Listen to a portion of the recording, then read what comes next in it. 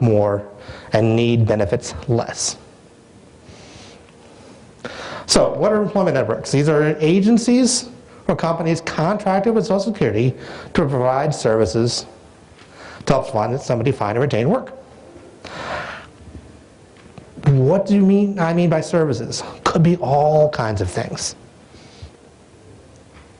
Each employment network is different in what they do and how they do it. They've got a fair bit of latitude in what they consider services, as long as they're doing something to help somebody achieve work goals. That's a service. Some are local, some are regional, some operate nationwide. Services can vary quite widely. You can get a list of them from their website, which is chooseworkttw.net. I'll get that to you later. And it's also in the information packet. I printed out a bunch of them. I hope I have enough for everybody. I talked about the medical review issue just a minute ago, so again, that's there. There is a timely progress issue. All right, instead of medical reviews, they're doing timely progress reviews to see if the person's walking down the road. You start off here, your goal of employment is over there. As long as you're getting closer to the goal of working and eventually working at a level where you don't need the cash benefits anymore, so to choose, okay, over time, over the course of a few years, you're getting closer, that's timely progress. But if you start off over here, and you get over here, then you stop, and you get stuck here, you're not making any timely progress. What does that mean? What that means is, well, the medical review process is put back into play, and you're subject to medical reviews again. It doesn't mean the benefits stop. It means the next time you're due for a medical review, you're gonna get one. And if, no, so, does that make sense? You following me so far? Good. All right, so, I had a brief review of this cover, talked about SSI and SSDI, but I want to make sure that you understand it is very important you understand the difference between the two. When somebody calls me up and starts asking me questions, I got this, I want to work, what do I need to know, how much can I earn, what am I? The first question I ask back to them is, which benefit do you receive? And quite frequently, they don't know. Or they think they know. So I got to clarify it because the rules are very different for each program. And it's crucial because if you don't know which one you're starting with, you can get the wrong information. And some people do get both. Okay, as Ms. Cover mentioned, SSI is Supplemental Security Income. It's a needs-based program. It is essentially welfare. It's welfare for people over 65 or have disabilities and have very limited income and resources, i.e. financial assets. Again, it's essentially welfare. Social Security Disability Insurance is an entitlement program. And that word gets a drag. If you've paid attention to the news or political programs like I do, I'm a political junkie, the word entitlement has become a dirty thing. We got to do something about those entitlement programs. They're ruining the country, entitlement programs. All that means is the person has paid, or somebody has been paid for them, into the Social Security system enough earnings, enough time that they've become insured. They have, basically it's an insurance program. You ever look at your pay stubs? You look at the lines that says FICA? It says Federal Insurance Contribution Act. You're paying insurance premiums for yourself and sometimes a spouse or a child, so that if something happens, you have insured status. And then you're entitled, in some circumstances, to draw off of that insurance program. Okay? So that's what that means. A person must be blind or otherwise disabled by Social Security's definition, I'll talk about that in a moment, and have insured status on their own record, they've paid into the system itself, on a parent's or deceased spouse's record. So, telling them apart, we have SSI, blind or disabled, have limited income and resources, the amount a person can get can vary from 1 month to the next depending on other income they have. And the most an individual can receive in Maryland, and again this is a state-specific thing, the federal level, benefit level is $733. Some states tack on a little more on top of that. Maryland doesn't. I'm sorry, but it doesn't. So $733 here. If you go back to other states, from wherever you are, find out if your state has a supplement. A married couple get $1,000, basically 50% more than that. And somebody who has SSI is eligible for Medicaid in most states. All right, there are some states where the eligibility is slightly different, but in Maryland, if you have SSI, you're automatically eligible for Medicaid.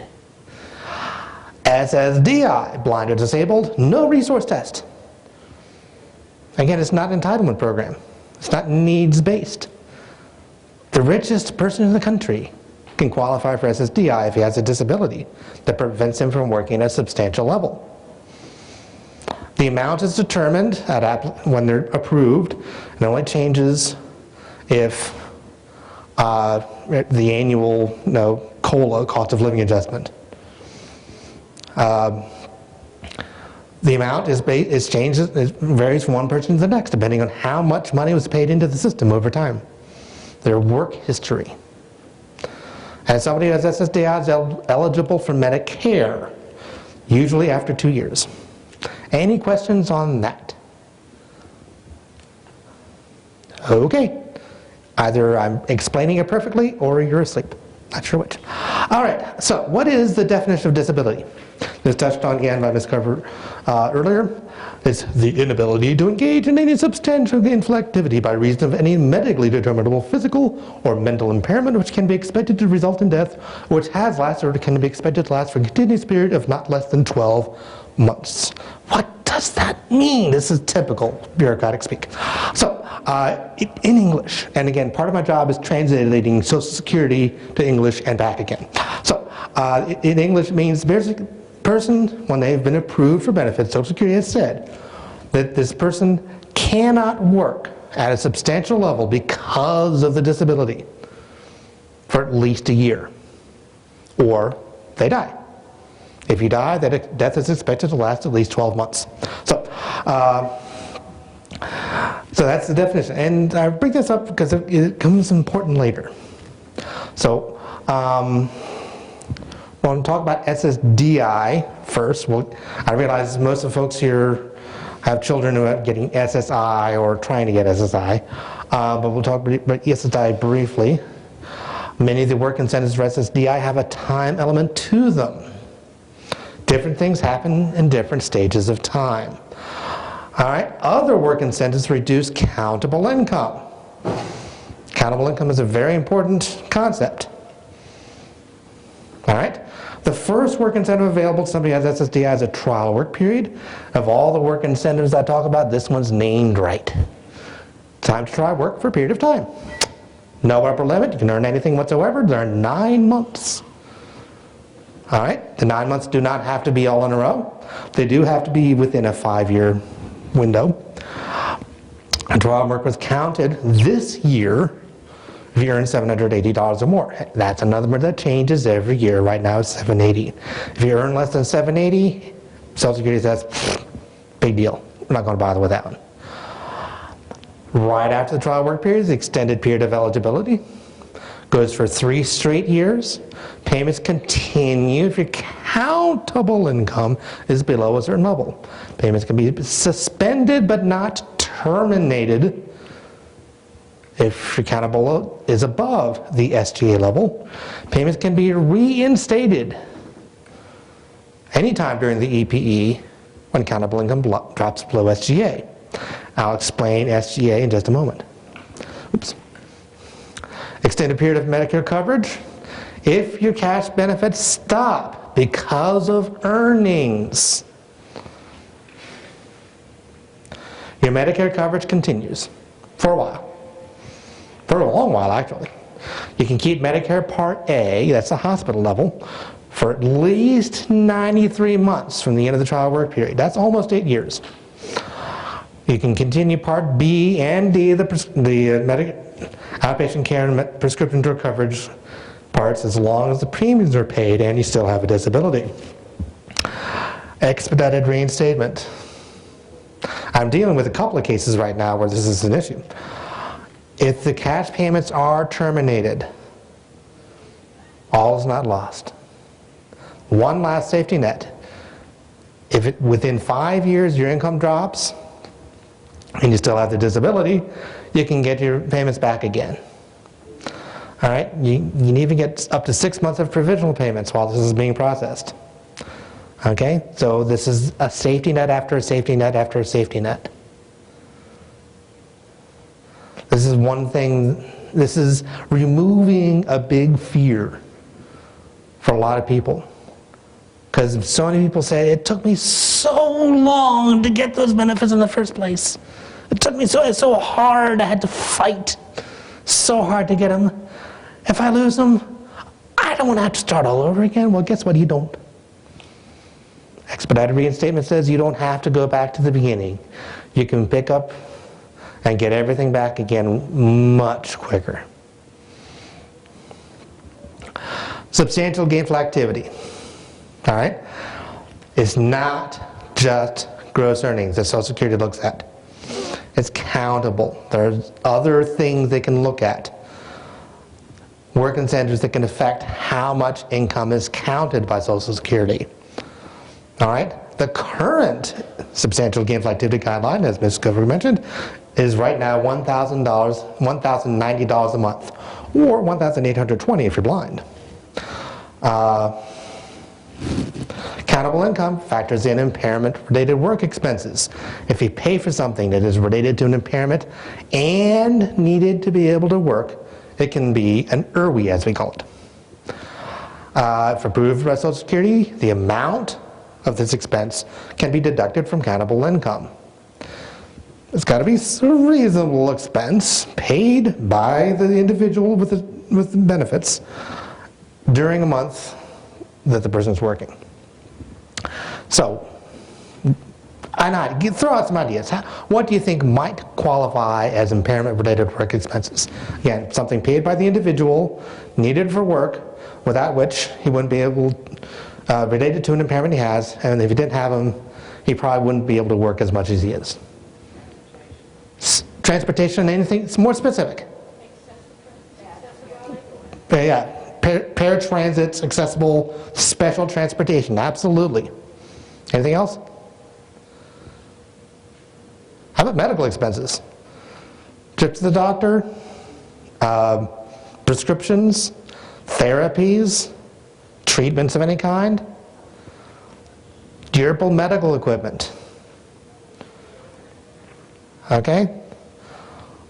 Service animals, as I mentioned, somebody talked to me earlier about service animals. Yes, the animals themselves and things you need for the animal, like food, veterinary services, that sort of thing. Those are impairment-related work expenses. Okay? Attendant care services. If you have to pay for somebody to get the guy ready for work in the morning, that's an impairment-related work expense.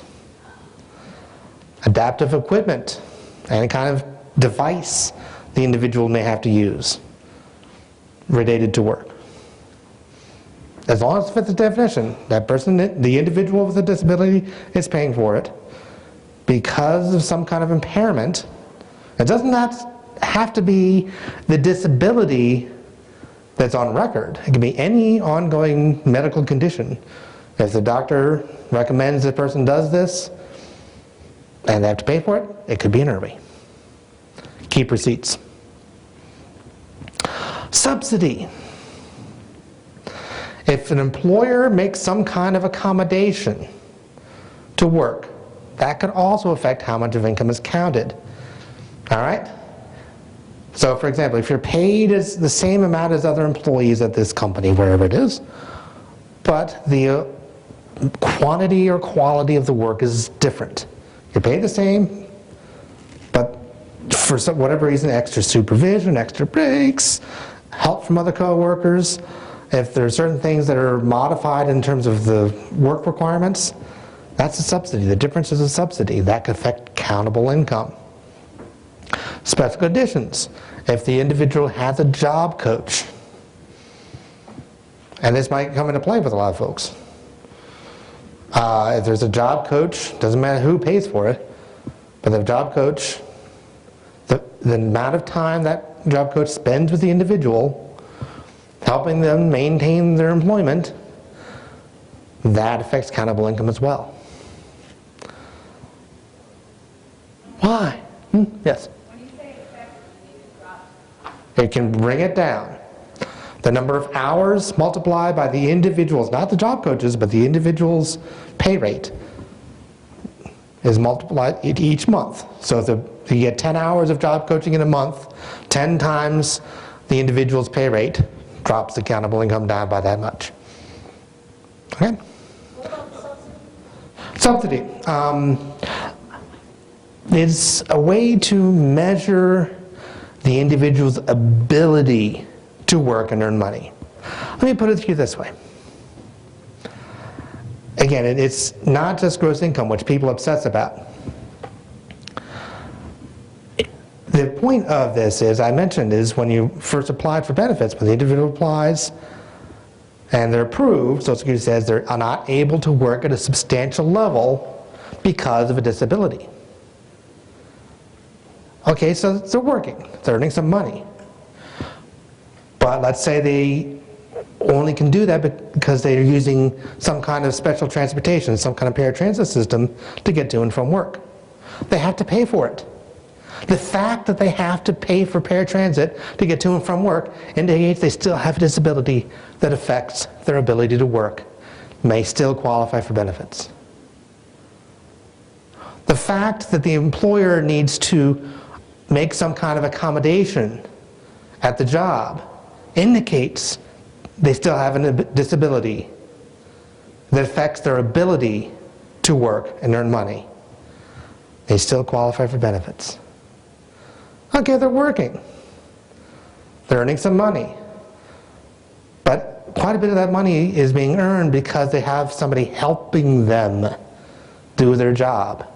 If they didn't have that help, they probably wouldn't be working or working as much and earning as much. That means they still have a disability that affects their ability to work and earn money. They still qualify for benefits. Yes? How do you report, for instance, if your child or your adult child is getting job coaching every month? How do you report the number of hours Oh. on the job? Thank you for bringing that up. The question is about reporting. How do you tell Social Security this? First, they won't know until you tell them. A lot of people I deal with think, well, I'm working, therefore the government knows I'm paying taxes, right? No. Social Security won't know until you tell them. And when you tell them you're working, particularly for SSDI, again, we're still talking about SSDI right at the moment, but when you tell them, don't just tell them, oh, here are my pay stubs. That's a start.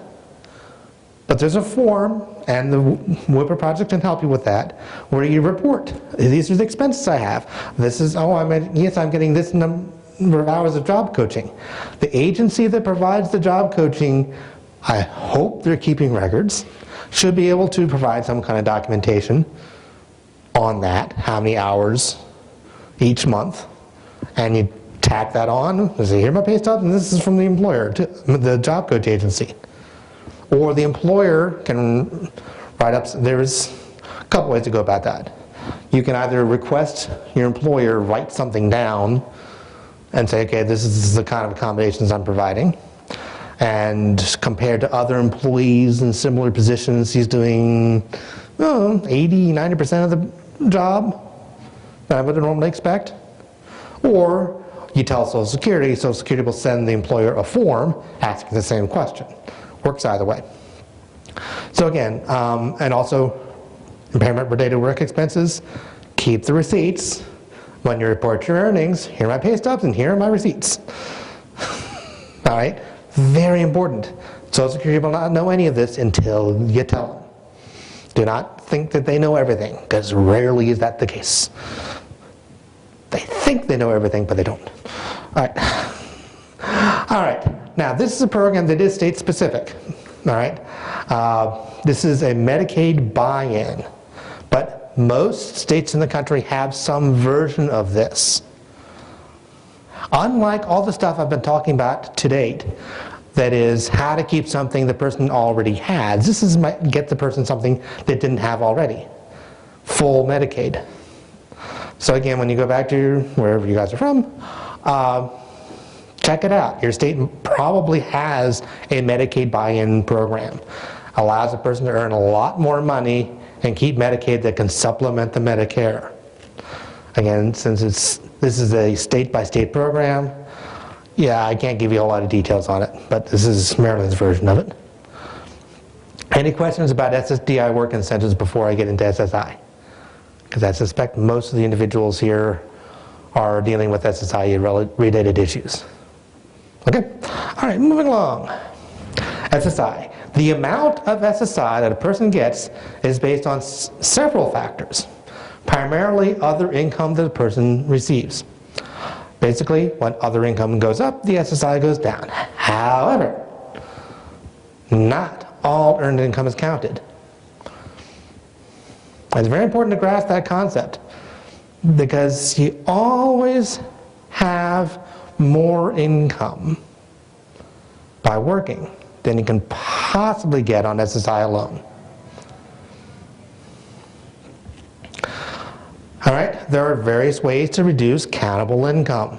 I'll explain those in turn. There's the earned income exclusion. This is again briefly touched upon by Ms. Cover. When you start working, there's an automatic $65 deduction right off the top. All right, so let's, what's left is divided by 2. That means less than half of the gross earnings are counted. So, for example, let's say a guy gets a job. And in that job, he earns $865 gross. Now, Social Security always universally starts off with a gross income pre-tax before any deductions. That's just the way they work. $865 gross. Automatic $65 deduction. All right, that brings the remaining amount down to $800. That is divided by 2. So out of the $865 original, we're now down to $400 of countable income. The base rate in Maryland is $733 minus $400 is $333. So the adjusted SSI amount is $333. And this is where people say, whoa, wait a minute, hang on, wait a minute. I'm barely getting by on $733 a month. Now you're going to say I'm going to have to live on $333? No way, I'm quitting the job. And say, hang on, there's another step here. Because when you add that $333 to the $865 you earned, your pre-tax income is now nearly $1,200. Yes? When it's not, what about the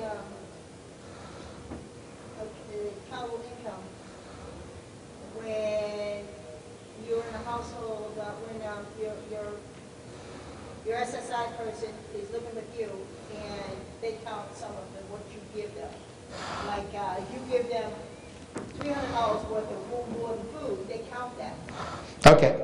The question is, when we're dealing with an adult, again, 18 or over, who's living with somebody, usually parents, and the parents are providing what's called in-kind support and maintenance. That is, the kids living there, they have a roof over their own head and food to eat. Now, SSI is a means-tested program. It's welfare to help somebody have a roof over their head and food to eat. If somebody is already providing that, the amount goes down. All right, it's just the way it works. If you're already getting help from somewhere, then there's less money needed to the person. Now, there are a couple ways they go about that. They can either reduce the base rate by 1/3 or count that as unearned income. I won't go into the details of that, don't have time to even touch on that, but basically, other income does affect that. So you have to factor that into the rest of the equation. But if this person can afford to pay rent and buy groceries, guess what? You get the full benefit rate of $733 and everything goes back to what I just did. So, I heard somebody mention this at some point earlier. Excuse me, I want to charge my son rent? Charge my child rent? Why would I ever do that? This is why. Your rates, that income support and maintenance issue, taking it out, basically, they're affording to pay for themselves. And employment can help them afford that. All right? Does it make sense? Okay, good. So, this one's cool. And it might apply to some folks here. If the person is a student, before they turn 22 years old, there is a much larger exclusion called the student earning income exclusion. The first $1,780 a month is not counted. Want to hear that again? $1,780 a month of gross earnings is not counted against SSI. This is Social Security saying not only is work a good thing, but being in school is a good thing. So if they're in school and they have a chance to work, say go for it. When you report their earnings, when you go to Social Security, because you still have to do that, saying yes, I'm working, but by the way, they're in school. As long as they're regularly attending school, we're not talking about a seminar once in a while, regularly attending a recognized school, they can earn a lot more, over $7,000 in a whole year, and their SSI won't be touched at all. Okay? For example, let's say you have somebody who, and again, when I was a student, I got nowhere near this, but let's say a student for whom this would apply earns $1,855 in a month. $1,780 is not counted, which means the remaining is only $75. Okay.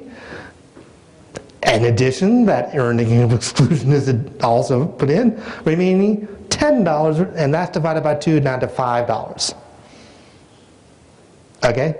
$5 is subtracted from the SSI base rate, bringing it down, which means when you add that to the earnings, that's a heck of a lot more money than you can possibly get on SSI by itself. Yes, sir? Again, regularly attending a recognized school of some kind, and they're pretty broad definition of a school. As long as, it could be a trade school, could be a college, could be full-year college, 2-year college, high school. Graduate school, if you get to graduate school before you turn 22. Whoa. Yeah, I know, that's going to be hard to do. But yeah, as long as you're regularly attending a school that, and there's reasonable expectation that at the end of it you're going to be in a better place to get a decent career going. There you go. There are some minimum, number of hours per semester that you're attending, whether you're taking something that involves laboratory work or whatever, but I won't get into the details of that now, but yes, as long as you're regularly going. Again, really cool work incentive. Remember I talked about impairment-related work expenses for SSDI? The same things apply here in SSI. The same kind of expenses. All right? Apply slightly differently. So let's say a guy gets a job here, it's $900 a month, gross. Earned income exclusion of $65. And let's say they've got $35 of medical expenses. All right, that's pretty common early. All right, but the two together brings the difference down to 800. That's divided by 2 down to 400, and the same thing applies. The same math, right? Now the SSI is adjusted to 333, but you add the $900 in now, that's over $1,200 a month. Again, math works in your favor. You always come out ahead by working when you have SSI. If you have other work incentives to apply to it, it's even better. Anybody here working with individuals who are blind? Okay. Other work incentives. Blind work expenses could be almost anything related to work. Doesn't have to be impairment related, not disability related, but something you pay to get to being work. All right? All kinds of expenses. Transportation costs, meals at work. You know, lunch or dinner when you're working. If you have to pay for any kind of clothing, tools, union dues, taxes. How about this? Taxes can be excluded too. All right? The same thing applies, but the BWEs, the blind work expenses, are deducted after the division by 2. So here's how that works. It's a person getting $1,005 a month in gross income. They have the $65 automatic exclusion, round down to $940, divided by 2. $470, now they subtract, let's say they're $200 worth of blind work expenses, which is not unreasonable. Factoring in taxes, transportation, all kinds of expenses. So brings it down to now $270. So out of over $1,000 of gross income, only $270 is counted. And the rest of it works the same. 733 minus 270, et cetera, et cetera. You can see how that works. The math works in the favor. Okay? This work incentive is not for everybody. But for some people, it can be really cool. Bless you. It's a targeted work incentive for people who have a work goal, a dream, an idea, a career that they want to get into that will help them work off the cash benefits at some point. Any income, in some cases financial assets, can be excluded with a pass. Which means what you put into a pass is not counted in the SSI equation, allowing the SSI to go up or to stay up, replacing what you're paying to achieve your goal. All right? This is where Social Security says, you have an idea, you have a dream of a career that you think will help you earn enough sometime in your future that you won't need these benefits anymore. Oh, please tell me more. We want to hear about this. When you told Social Security, yeah, I want to work off benefits, that will get their attention. Really. So, that is, again, very narrowly targeted. Not for everybody, for some people it can be really cool. It's only for SSI, not SSDI, right? It usually, but there are some cases where it can help with somebody in SSDI as well. It's very involved. It's a very complex work incentive. You have to look at the numbers, and if the person gets a little too much SSDI to allow for SSI, and some people do get both, remember. Somebody gets both SSI and SSDI, this works out really well. Let's say they get a little too much for SSDI, but they have other income, particularly earnings, that might help this work out. So it's very complex. Talk to your local CWIC, like me, and ask about that. Yes? It sounds like this is a program to get someone to opt out getting SSI and SSDI. Well, this is a program somebody already has benefits, but wants to work off them, or at least substantially reduce their dependence on them. Right, so to get out of the program. Yeah, that's it. That's specifically. It is. They're not pretending that this is not. They say, you want to work off? Cool, we'll help you. Social Security actually will spend more money on this individual. There's actually more money than they would normally be allowed to have, as long as it's spent on getting them ultimately off benefits. Again, it's not for everybody, but for some people it's real cool. All right, protecting medical assistance. Now, again, somebody who's getting SSI should automatically get Medicaid. There are some states where there's slightly different rules, but what happens if you earn so much income that your SSI actually goes to zero? Again, remember, if you're earning enough that your SSI is 0, you're meaning getting more than twice than you were getting on SSI to begin with.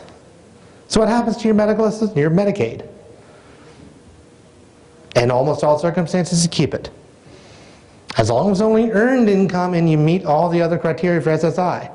Provision of the law called 1619B says if it's only earned income and nothing else, you can earn a lot more. And in Maryland, the limit currently is $41,761. And for somebody who's been living on $733 a month, that's a lot. All right? $41,000 a year is a lot more than you can possibly get on SSI by itself. Now again, this varies from state to state, but it is a nationwide program. 1619B is available across the country. The exact amount varies from state to state. Again, it's complex mathematical formula that goes into this, but that's basically available. Check with your local WIPA program and they can tell you about it. You can also look it up online. The Medicaid program also comes into play. The Medicaid buy-in program might come into play as well if somebody has other things that cause their Medicaid to stop. And that's it. I've thrown an awful lot of information at you in the last, almost 45 minutes now. So I hope I haven't confused you. I certainly hope I haven't bored you. Any questions on anything you? The last line, employed individuals with disabilities, what's that? Employed individuals with disabilities, that's Maryland's version of the Medicaid buy-in program. Most states have some variation on this. Not all of them. Last count I heard it was like 34 to 35 states have some Medicaid buy-in program. A lot more than there were just 5 years ago. It's growing. Hopefully it'll be all states eventually. And again, it's a way to get something you wouldn't ordinarily be able to just because you're working. Any other questions? Yes?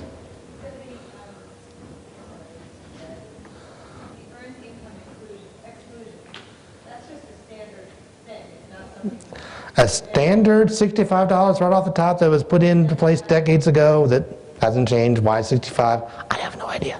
And then cutting it half, and that's not something you need to apply for anything.